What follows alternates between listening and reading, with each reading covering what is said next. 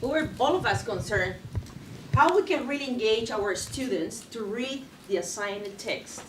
How can we really make sure they read it? What a frustrating situation for us, right? Textbook and so on. So we came out with some interesting strategies. And with our previous speaker, she shared sort of like they applied, the same strategy. The three of us, we decide to integrate a different kind of approach. But of course, we had something in common, how we can engage them, how can we really motivate them to read the material. So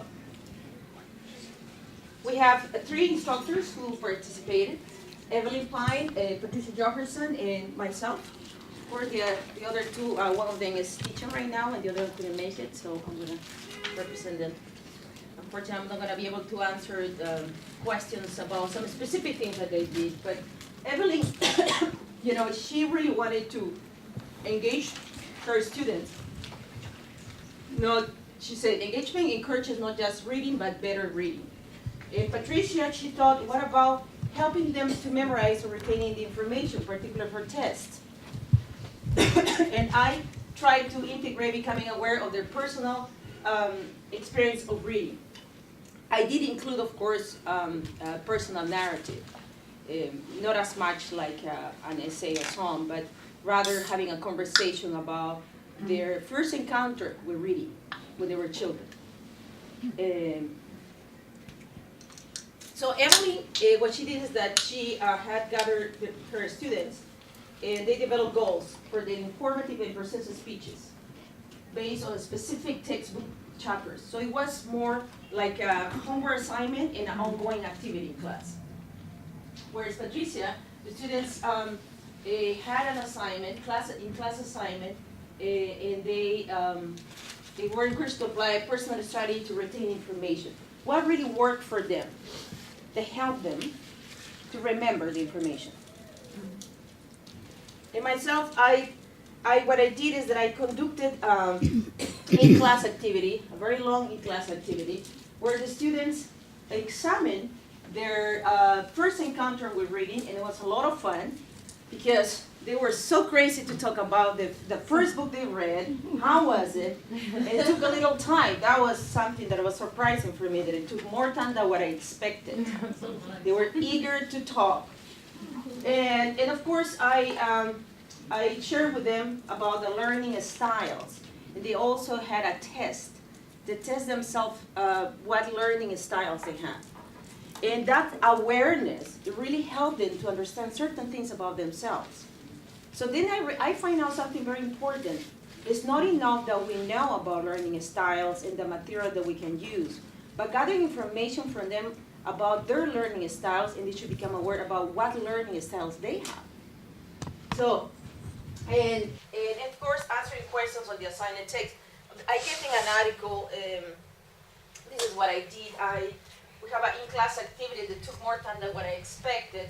They identified the reading experience, and what they did is that we had this class conversation about their first encounter with reading, and then I told them, I gave them an article to read, and I told them, read it, take some notes, and after that, I invited them to the board and shared with the class how they take notes.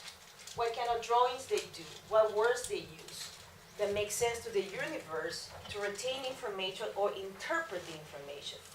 And after that, I asked them to share the same thing with their peers next to each other and have this conversation, how they do it.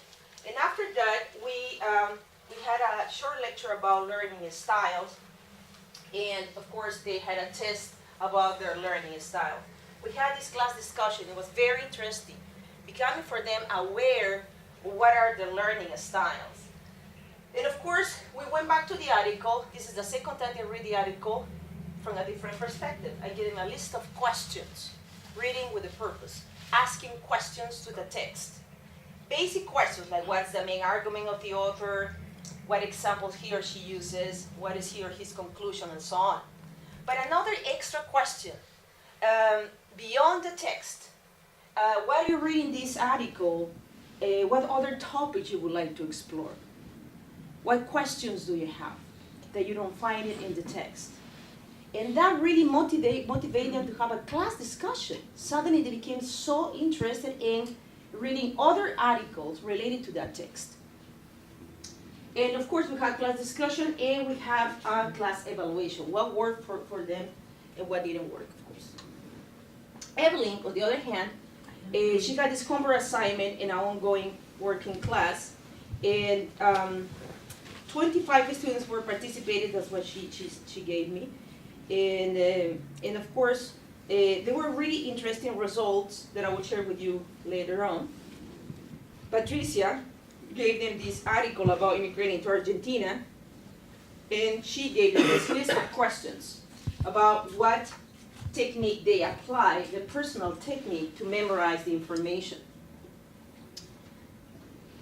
Evelyn, she says that the results were that they did better speeches. And another interesting result is that all read the chapters. So guiding the students with the specific questions and the specific assignments, they're going to lead them to the next step, which was delivering a speech. You really motivate them to read the material.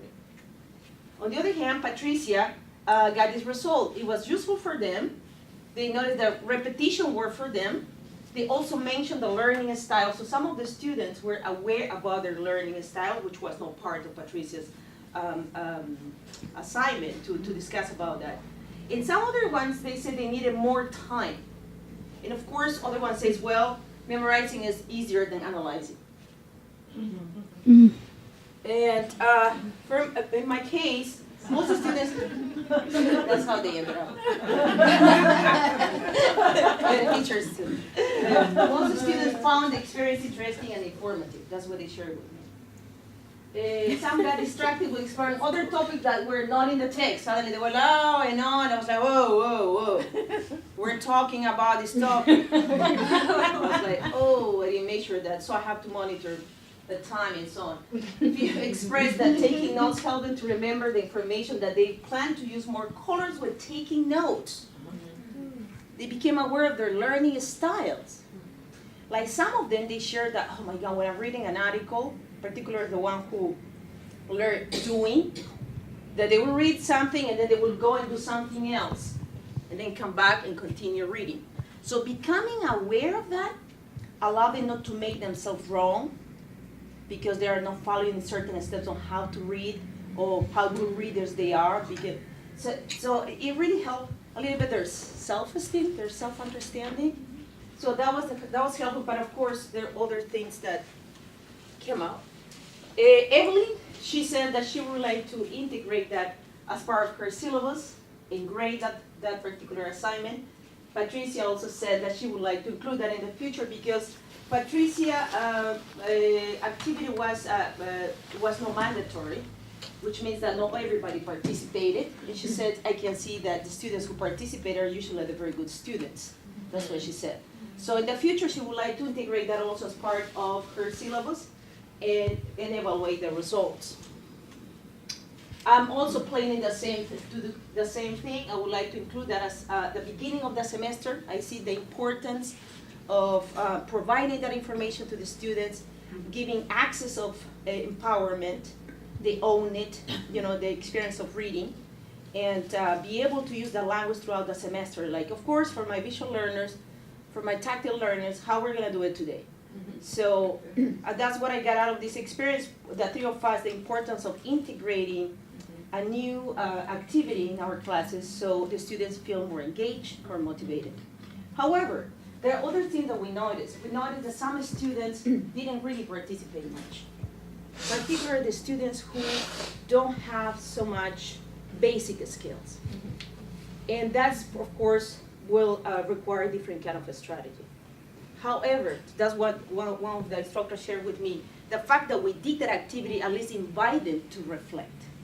Perhaps there are no visible results, but at least they question it. They didn't participate as much. So I use this particular book that I really recommend you, is The Reading for Understanding. Very helpful. And of course, some knowledge about learning and teaching styles and so on. So, any questions? The instructors are not here, but I could answer many questions. So, conclusion, the three of us are going to have that as part of our syllabus for next semester. That's great. Could you put that last slide up again? The resources? Oh, yes, I'm sorry. Mariella, it was really helpful to hear how different people approached it. Yes. Like some of the concrete things about how people approached it. It was really helpful. Yes, and it's also very interesting to see that we did different things to motivate them. And one thing that I really find it valuable is that each of us have our own way, our creative way to engage our students. And it will be interesting to also conduct another big evaluating teachers' organic way, creative way to engage our students. Because there's not only this wonderful material from theorists, but there's also the material we're really organically evolving in our classrooms. So, yes. Anyway, I really recommend the first one. I've been using it very much for different classes, and we did it with Sandy and Julianne, so. I have a copy of that, and I think it's behind that board on the bookshelf, coincidentally. And I think it was intended. It was intended, it was intended. It was written for younger students, maybe, but it has. Here? I don't know. Is it not there? No, but Oh. we Anyway, can do I it have in a the copy break, if so anybody maybe wants to people borrow it. can review it.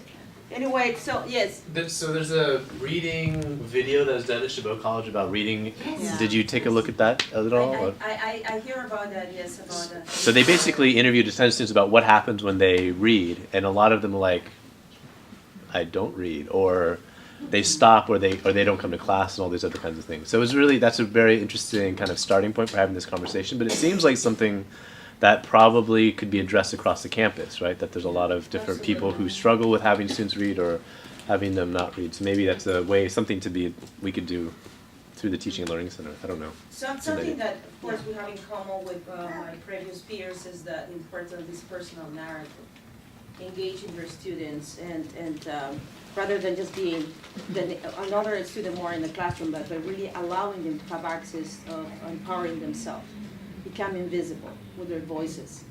So that's something that we did also, sharing their personal narrative. Yeah, and I like what you say, even though some students did not participate, like you said, there was this invitation, and sometimes we have to continue to invite, because it's eventually, this. And I think that if most of us include certain activities that will engage the students, at some point those students who do not have basic skill might start, becoming more aware and developing their strategies to be engaged with reading and studying and so on.